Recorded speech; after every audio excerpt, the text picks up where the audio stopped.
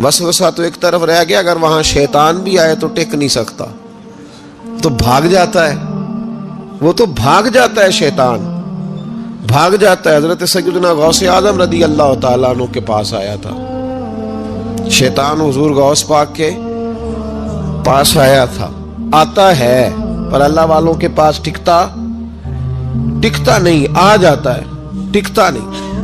حضور غوث اعظم رضی اللہ تعالیٰ عنہ نے 40 سال اللہ کی عبادت کی، 40 سال۔ یہاں بھی لوگ بڑے پریشان ہو جاتے ہیں، کیسے جی کیسے کر لی؟ تو میں نے کہا قرآن پڑھو، والذین یبیتون لربہم سجدا وقیاما، وہ راتیں گزار دیتے ہیں اپنے رب کے لیے سجدہ کرتے اور قیام کرتے۔ تو یہ قرآن کی نص نے جب بیان کر دیا، تجھے کیسے شک ہو گیا؟ قرآن کی نص بیان کر رہی ہے کہ اللہ کے کچھ بندے راتیں سجدے اور قیام میں گزار دیتے۔ حضور غوث اعظم نے 40 سال عشاء کے وضو سے فجر کی نماز ادا فرمائی۔ تو ایک دن آسمان پہ نا ایک چھوٹا سا بادل کا ٹکڑا آیا، معاذ اللہ ثم معاذ اللہ، وہ کہنے لگا عبد القادر میں تیرا رب ہوں۔ اس کے اندر سے آواز آئی، میں تیرا رب ہوں، تو نے بڑی عبادت کر لی، اب تو بے شک پڑھ بے شک نہ پڑھ۔ کئی ملنگوں کو معاف نہیں ہو گئی معاذ اللہ کہ بے شک پڑھ بے شک نہ پڑھ، عام اجازت ہے۔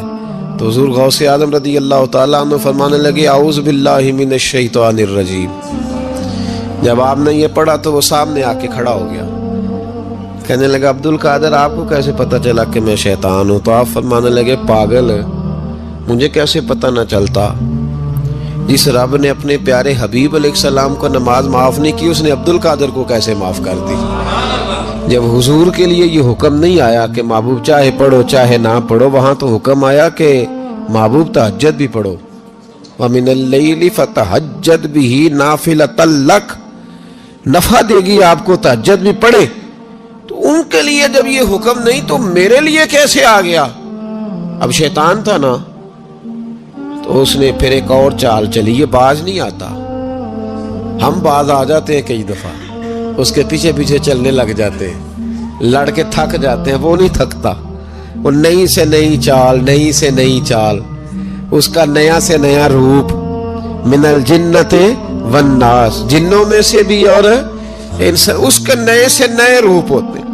اس نے ایک نیا روپ دھار لیا، کہنے لگا عبد القادر 300 ولی میں نے اسی طرح گمراہ کیے، آپ چونکہ عالم تھے تو آپ کے علم نے آپ کو بچا لیا۔ تو غوث اعظم فرمانے لگے نئے روپ سے آئے ہو؟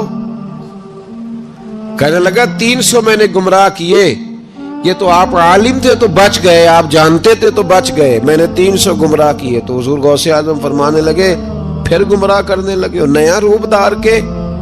مجھے میرے علم نے نہیں بچایا، مجھے اللہ کے فضل نے بچایا ہے۔ کئی عالم بھی تو گمراہ ہو جاتے ہیں نا، مجھے میرے علم نے نہیں بچایا، مجھے میرے اللہ کے فضل نے بچایا۔ میرے بھائی، میرے عزیز طریقت کے مسافروں، یاد رکھو، سمجھ لو اس بات کو کہ وسوسہ آتا ہے۔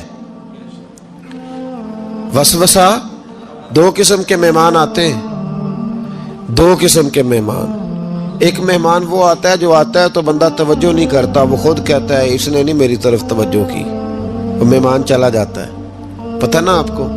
اور جس کو بندہ اٹھ کے سینے سے لگائے اور اس کے ساتھ گفتگو شروع کر دے، وہ مہمان جاتا ہے تو بیٹھا رہتا ہے، وہ تو نہیں جاتا۔ تو وسوسہ آتا ہے، جو تو توجہ نہ کرے اس کا چلا جاتا ہے، اور جو سینے سے لگا لے، سوچنے لگ جائے، غور کرنے لگ جائے، اس کا وسوسہ بیٹھ جاتا ہے، اسی کے پاس رہتا ہے، دوستانہ کر لیتا ہے، کئی دفعہ تو بالکل مکان ہی ساتھ بنا لیتا ہے، ہر وقت کوئی نہ کوئی بات کان میں، ہر وقت کوئی نہ کوئی بات کان میں۔ کیوں وسوسہ آتا ہے؟ تجھے کیسے آ گیا؟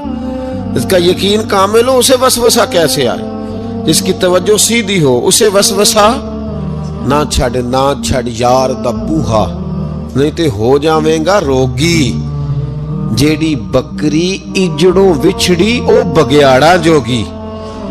یہ تو بھئی تو اگر اندر رہتا، صحبت کے اندر رہتا، چھتری کے نیچے رہتا، تو پھر وسوسہ تجھے کیسے وسوسہ کس طرح تیرے پاس آیا؟ وسوسہ اس کے پاس آتا ہے جو وسوسے کی جانب توجہ کرتا ہے۔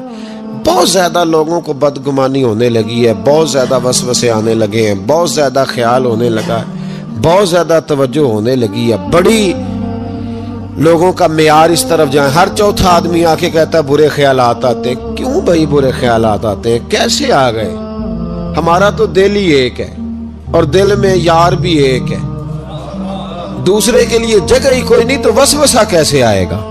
हम तो उसके दीदार से आज तक फारिग नहीं हुए, तो गैर की तरफ देख कैसे लिया? ये कैसे हो गया? मुमकिन कैसे हुआ? अपने आप को समेटें, इन वसवसों से अपने आप को बचाएं, इन पर कथी तौर पर कोई तवज्जो न दे। और अगर कभी आ भी जाए तो मैंने कहा है कि उसको सीने से लगाने की जरूरत, उसको झटक दे, बात खत्म हो गई। आ जाता है वसवसा, बड़ों को आ जाता है, वसवसे आया करते हैं, आया जरूर करते हैं, लेकिन जो लोग काबिल होते हैं, जिनका ईमान मजबूत होता है, जिनका तयक्कुन मजबूत होता है, उन लोगों के पास वसवसे हमेशा रहते नहीं। एक अहम बात इस्लाह की जो समझनी बड़ी जरूरी है, आपके लिए बड़ी जरूरी है। आपने ये गौर करना है कि वसवसा आता कहां से है। कोई नहीं समझ आई आपको मेरी बात की? नहीं आई होती तो आप बड़ी दूर पहुंच चुके होते।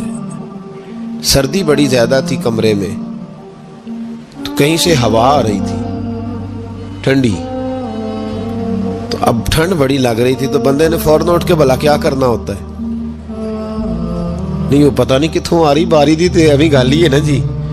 अगर तो खिड़की से आ रही है तो किसको बंद करेंगे, और अगर दरवाजे से आ रही है तो जी, और अगर छोटे बच्चे ने पंखा चला दिया तो जी, चल पंखा रहा है, बंदा सारा दिन दरवाजा बंद करता रहे। समझना है आपने बात को, आपने उस दरवाजे को बंद करना है जहां से वसवसा। हजरत खुबाब रदी अल्लाह ताला अन्हु कहते हैं, मैंने आस बिन वाइल के हम मजदूरी की और बड़ी मुशक्कत की, मैंने बड़ी शानदार करके मैंने काम किया दयानतदारी से। वो काफिर था, मैं मुसलमान था। आप फरमाते मेरे दिल में शौक था कि पैसे मिलेंगे तो ये मैं खर्च करूंगा, और फलां जगह मैंने पैसे लगाने। बच्चों को भी बताया होता है आदमी ने कि पैसे आते हैं तो तुम्हें फलां चीज भी लेकर के दूंगा। अब मुझे बतलाइए कि अगर उस दिन पैसे न मिले या किसी वजह से डूब जाएं तो कितनी अज़ियत का और कर्ब का मसला होता है। फरमाते हैं जब मैंने मजदूरी कर ली, काम मुकम्मल कर लिया, और मैं उसके घर गया, मैंने कहा तेरा काम मुकम्मल हो गया? उसने कहा मैंने देख लिया। तो मैंने कहा मेरे पैसे दे दो। ये देखो, ये वो ईमान है जिसके बारे में रब ने कहा वाइज़ा कील लहुम आमिनू कमा आमनन नास, इस तरह का ईमान लाओ। हजरत खुबाब कहते हैं मैंने कहा पैसे? तो कहते हैं बड़ा आदमी था ना, नवाब था, सेठ था, चौधरी था, पावरफुल था, तो कुर्सी पर बैठकर हंसने लगा। कहने लगा पैसे तो मिल सकते हैं पर थोड़ा सा मसला है। वो क्या? माज़अल्लाह सुम्मा माज़अल्लाह नकले कुफ्र न बाशद। कहने लगा अगर आप कलमा पढ़ना छोड़ दें तो पैसे दूंगा, वरना ये पैसे नहीं मिलेंगे। हम ये कह तो देते हैं कि सहाबा ने सब कुछ लुटाया, लेकिन जरा अपने पर और मेरे ऊपर इस बात को लागू कीजिएगा कि आपने मेहनत की हो, कमर दुखती हो, हाथों में छाले हो, और फिर वो रकम जिसकी बड़ी जरूरत हो वो रोक दी जाए, तो ये दावे करना, नारे लगाना काम तो आसान है, लेकिन उस जगह अपने आप को खड़ा करें। वो रकम तो तब मिलेगी तुम तो कलमा पढ़ते हो।